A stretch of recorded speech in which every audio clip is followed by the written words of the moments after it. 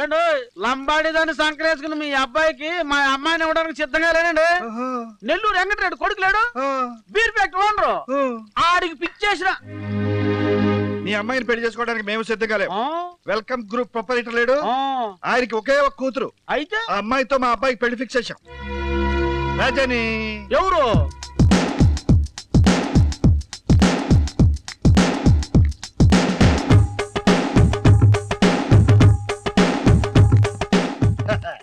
అబ్బా ఈవిడ నా పెళ్లి కూతురు. ఓ కంటితో చూస్తే నాదరగానే ఉందిలే. నువ్వే కంటితో చూసినా ఈ అమ్మాయి పెళ్లి కూతురు కాదు. మరి మీ అమ్మాయి మా అబ్బాయి ప్రేమ వ్యవహారాలని చెడగొట్టడానికి మనం తయారు చేసిన లంబాడి లేడీ బా. ఈ అమ్మాయి లంబాడి తకడమియా అని, మా అబ్బాయికి ఈ అమ్మాయికి తకడమియా ఉందని మీ అమ్మాయిని నమ్మించి మా అబ్బాయిని చీకొట్టించాను.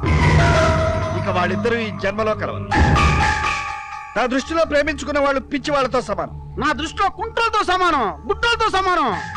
అయితే ఈ అమ్మాయికి పేమెంట్ 10 లక్షలు ఇవ్వు. ఎందుకో? ఫిట్టింగ్ పెట్టి వాడిద్దరిని విడదీసినందుకు. ఈ అమ్మాయికి 10 లక్షలు ఇస్తానని బేరమాడారు. లక్షలు పోతే పోనీ గానీ నా ప్రిస్టేజ్ కాపాడు అమ్మాయ. అవును, లక్షల కోసం మీ ప్రిస్టేజ్ కోసం మీరు ఏమైనా చేస్తారు. డాడీ, నువ్వంటే నాకు ఈ క్షణం వరకు ఎంతో గౌరవం. కానీ ఈయంతో చేరి డబ్బుతో నాటకమాడి నీ కూతురు జీవితాన్ని నాశనం చేయాలని అనుకున్నాక నేనెందుకు నేను గౌరవించాలి? చూడండి, మీరెంత చాణక్యుడైనా కావచ్చు, కానీ ప్రేమను మీరేమీ చేయలేరు. దాన్ని డబ్బుతో సమాధి కట్టినా చరిత్రలో సజీవంగానే ఉండిపోతుంది. పెంచల్ రెడ్డి గారు, పేరు పెట్టి పిలిచిన ఇంకా మీకు నాకు ఏ సంబంధం లేదు. అసలు నేను మీ కూతుర్నే కాను. నేను వెళ్ళిపోతున్నాను. ఎక్కడికి? ప్రసాద్ దగ్గరికి. పొడుచున్నావు కదా. డాడీయా? అసలు ఎందుకు చేసాడు ఇదంతా? ఎందుకా? తండ్రి కోసం డెడ్ లైన్ పెట్టిన నీ లవరు తండ్రినే కాదని ఇలా డెడ్ లైన్ దాటి బయటికి రావడానికి. ఆయన ఇదంతా చెయ్యకపోతే ఈ రోజు మీ నాన్నని కాదని ఆ ఇంటి గడప దాటొచ్చేదానివా? మీ ఇద్దరిని కలపడం కోసమే నన్ను అడ్డు పెట్టుకుని నాటకం ఆడారు. కోట్లు పోవచ్చు, కోటలు పోవచ్చు, వాటిని మళ్ళీ తిరిగి సంపాదించుకోవచ్చు.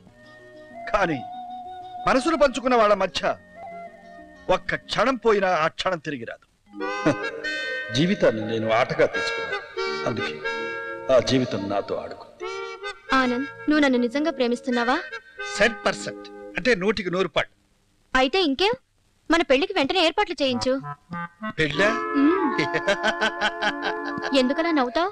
ప్రేమించడానికే మనకి తీరిక లేకుండా చస్తుంటే పెళ్ళేమిటి? డామిట్. అయితే నన్ను పెళ్లి చేసుకోనంటావు? నిన్నే కాదు, మరెవరిని పెళ్లి చేసుకో.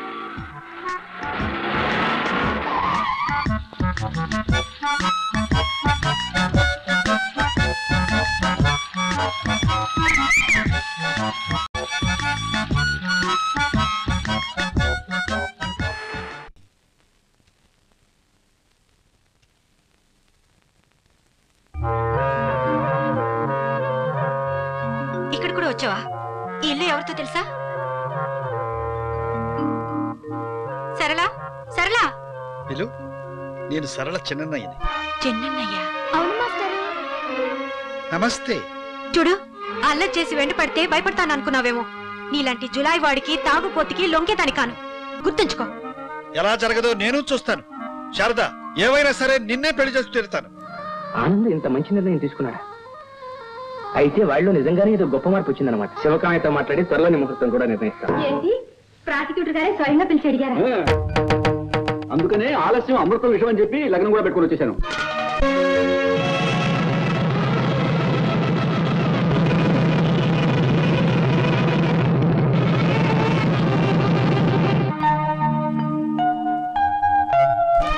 నన్నెందుకు ఈ నరకంలోకి లాగారు?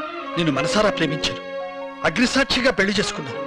ఇంతకంటే నా ప్రేమకు నిదర్శనం ఏం కావాలి? ధనవంతులు, మీరు అనుకున్నది జరుగుతుంది. కానీ ఒకటి మాత్రం గుర్తుంచుకోండి, దౌర్జన్యంతో సింహాన్ని బంధించగలరేమో కానీ పువ్వుని వికసింప చేయలేరు. ఈ పెళ్లితో నా శరీరం మీద హక్కు సంపాదించుకున్నారు, కానీ నా మనసు మీద మీకు అధికారం లేదు. మనసు చచ్చిన శవాన్ని మీ ఇష్టం. కేవలం కామవంచతో నీ శరీరాన్ని కోరే పశువుని అనుకున్నావా? నన్ను పూర్తిగా అపార్థం చేసుకున్నావు. శారద, నీ హృదయంలో నాకు స్థానం లేనంత వరకు నీ శరీరంపై నాకు అధికారం అక్కర్లేదు. నువ్వు నా ప్రేమని గుర్తించే వరకు నిన్ను తాకనైనా తాకను. ఆ అడ్డుతెర అలాగే ఉండిపోయింది. అరే బావా, ఆ జామకాయలు అప్పలసం చూసావా? ఎంత ఎదిగిపోయాడో. నేను ఇలా అందిస్తే అలా అలుగుపోతున్నాడు. మొత్తానికి నీ పెళ్లి పెద్ద అయ్యాడ్రా.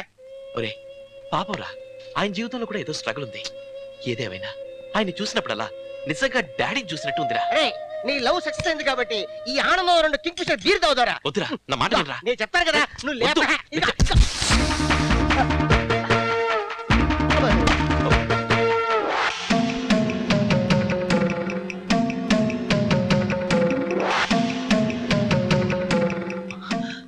సారీ అండి, కావాలని చేయలేదు. బీర్ ఓపెన్ చేస్తుంటే అది చెందింది, దానికి మీరు అడ్డం వచ్చారు. ఏమిటండి చేసిన దానికి సారీ చెప్పానుగా? సారీ చెప్పినా కొడతారేమిటి? తప్పు చేసినందుకు మొదటిది, తల పొగరుగా మాట్లాడినందుకు రెండోది. స్టూపిడ్. ఆ కొట్టే ఆవిడేదో కొంచెం ఆలోచించి కొట్టింది, లేకపోతే పళ్ళని ఊడిపోయి పెళ్లి పిట్ల మీద గాంధీ తాతలా ఉండేవాడు. ఏయ్, ఏమిటేమిటి మీరే నవ్వుకుంటున్నారు? ఆ జోక్ ఏమిటో చెప్తే నేను కూడా జాయిన్ అవుతాను. ఏం లేదండి, చిన్న దవడ యాక్సిడెంట్ అంతే. దవడా? చూపించు. ఏయ్, అదేమిటి అబ్బాయి గారి బుగ్గ బూర్లాగా తయారైంది? ఏమ్మా పెళ్లి కాకముందే వాయించేసావా? అయ్యో నేను కాదు. అదండి ఆ సూపర్ మార్కెట్ లో మనోండి ఓ ఆంటీ సాచి ఢమాలండి. ఏ టైప్ ఏంటి? మీ టైపే. అబ్బే నా చేయి టైప్ అయితే ఇలా ఉండదు. అరచేయి కూడా తగలకుండా మునివేడతోటే ఇంత కొట్టిందంటే చాలా పొగరబోతాయి ఉండాలి. కొట్టాక నీ బుగ్గ ఇంత వాచిందంటే ఆమె చాలా కోపిష్టై ఉండాలి. కొట్టిన తర్వాత కూడా నీ మొహం ఇలాగే ఉందంటే ఆవిడ కొట్టడమే రైట్ అనుకోవాలి. కాయ కచ్చోడి అండి, చేతి ప్రింట్లు చూసి మనిషి ఫిగర్ కూడా చెప్పేశారు కదండి బాబు. ఇలాంటి చేతుల గురించి వాళ్ళ మనస్తత్వాల గురించి నాకు బాగా తెలుసు. సార్, హలో సార్, ఏమిటి ఇలా వచ్చారు? సార్తో మాట్లాడాలి. బ్యాంక్ వాళ్ళు వచ్చారేంటి? ఊసలా దేనికి సార్? బ్యాంకులో కొంచెం ప్రాబ్లం వచ్చింది, చాలా అర్జెంట్ గా మాట్లాడాలి. హలో సార్, ఏమిటి ఇలా వచ్చారు? మొన్న మీరు బ్యాంక్ నుంచి 5 crores డ్రా చేశారు కదా. 5 crores అదేనా? 1 crore ఎక్స్ట్రా. దీనికి మీరు ఫోన్ చేస్తే సరిపోయింది. ఇంత దూరం రావడం ఎందుకు? కాదు, మీరు మనీ డ్రా చేసిన ప్రాసెస్ లో అవకతవకలు ఉన్నాయి. అవకతవకలకి అసలు అవకాశమే లేదే. మా పెద్ద బాస్ గారు అన్ని క్లియర్ గా డీల్ చేశారు. మీ పెద్ద బాస్ గారి డీలింగ్ లోనే మిస్టేక్ ఉంది. ఫోర్జరీ అని అనుమానంగా ఉంది. ఎవరన్నారు? ఎక్కడికి వెళ్ళేది? కొంప ముచ్చేసావు. అవసరం ఇది? సంతకం పెట్టమంటే ఈ అని పుడుక్కి సంతకం పెట్టాం. ఒకటంటే ఒకటే చేస్తాను, 2 చేసావు. ఇంకా సామాన్ సర్దుకో. మన క్యాంపు రాజమండ్రి సెంటర్ చేయలే. మేమందరూ కవర్ పెట్టు. జాంకాయలు జాంకాయలు తీసుకొస్తారు, ఖైదీలు పెంచి పెడతారు. కానీ ఫోర్జరీ కేసు కదా. ఎవరు నా సంతకం ఫోర్జరీ? ఆఫీసర్ గారు సార్. ఎక్కడ ఉన్నారు? బ్యాంక్ లో ఉన్నారు సార్. అలాగైపోతాడేంటి? అప్పుడు మరి సరెండర్ అయిపోతారా?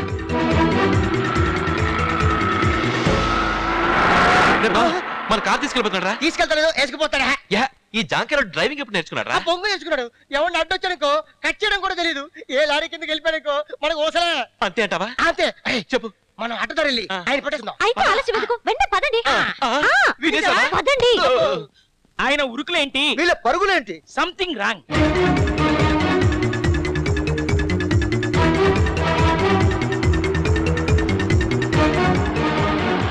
అది వెళ్ళిపోతాడా?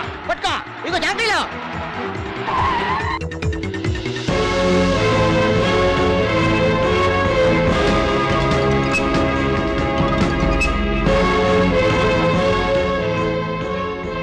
ఇదిగో అప్పసారి.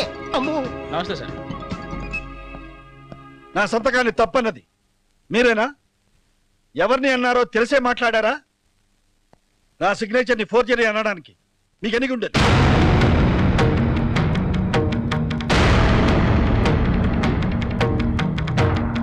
అమ్మో, మనిషికి ఒకే గుండె ఉంటుంది, కానీ తప్పులే చాలా ఉంటాయి. ఎప్పటికైనా ఎదురు పడతామనుకున్నాను కానీ ఇలా ఎదురెదురు పడతామనుకోలేదు. ఎదురు పడకుండా ఉంటే బాగుండేది. నేను అడిగిన దానికి సమాధానం చెప్పండి. నా సంతకంలో తప్పేమిటి? యూసీ, మీ సిగ్నేచర్ లో ఎప్పుడు మీరు చివరి పెట్టే 2 చుక్కలు పెట్టలేదు, అందుకని మీ సిగ్నేచర్ టాలీ కాలేదు. సో మేము ఫోర్జరీ అనుకోవడంలో తప్పలేదుగా. చెక్కు మీద పెట్టని 2 చుక్కల్ని అడ్డు పెట్టుకుని 20 సంవత్సరాలు నా జీవితాన్ని వెక్కిరించడానికి పిలిపించారా? నేను ఈ bank general manager. Customers formalities తప్ప పర్సనల్ విషయాలు నాకు అనవసరం. ఇక నుంచైనా ఒకేలా సంతకం పెట్టడం నేర్చుకోండి. సారీ. సారీ చెప్పుకోవాల్సినంత తప్పు ఇంకోసారి చేయకండి. తప్పుని తప్పని ఒప్పుకోవడానికి నేనేం భయపడను. కాదు, ఎంత తప్పు చేయడానికైనా మీరు భయపడరు. మీరు ఒకప్పుడు టీచర్ గా మాట్లాడుతున్నారా? ఇప్పుడు బ్యాంక్ ఆఫీసర్ గా మాట్లాడుతున్నాను. లోపల ఏదో ప్రేమ నగర సీన్ జరుగుతున్నట్టుంది. 20 సంవత్సరాలు జరిగిన టీచర్ గారు ఇంకా మొదటి సంవత్సరం పాఠాలనే చెబుతున్నారు. ఎన్ని సంవత్సరాలైనా పాఠంలో చెప్పే నీతొకటే. ఓకే, బ్యాంక్ ఫార్మాలిటీస్ గురించి మాట్లాడుకుందాం. మరి జీవితాన్ని గురించి మాట్లాడేది ఏమైనా ఉందా? ఈ జన్మలో ఉండదు. మనిషి తన శక్తితోటి మేధస్సుతోటి ఈ ప్రపంచాన్నే రాత్రి పగలు అనే తేడా లేకుండా కాంతివంతం చేయగలడు. ఒక్క మనస్సు తప్ప. అది నిజమని నువ్వు నిరూపించావు. ఇంకా చీకట్లోనే ఉన్నావు. ఐపిటి.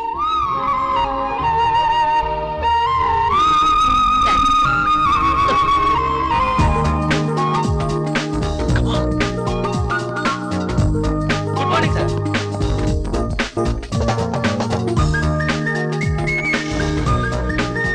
అదేంటి ఆకారంలో వెళ్ళిపోతున్నాడు? అదే నాకు అర్థం కావడం లేదు. అల్లం పద. అటు కదరా, ఇటు. ఇక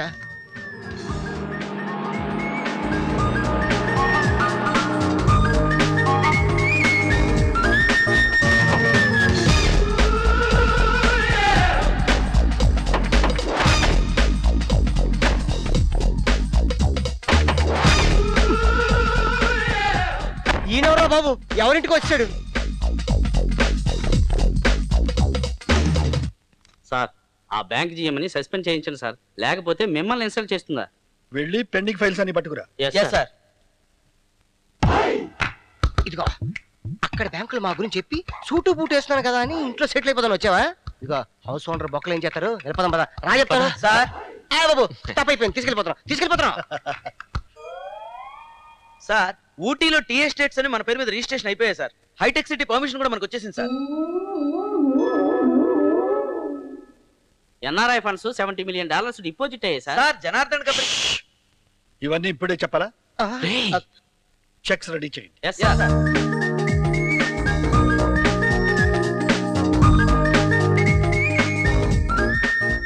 సారీ సార్, మా జామకాయలు అప్పలసాం అనుకుని మిమ్మల్ని ఫాలో చేసాం.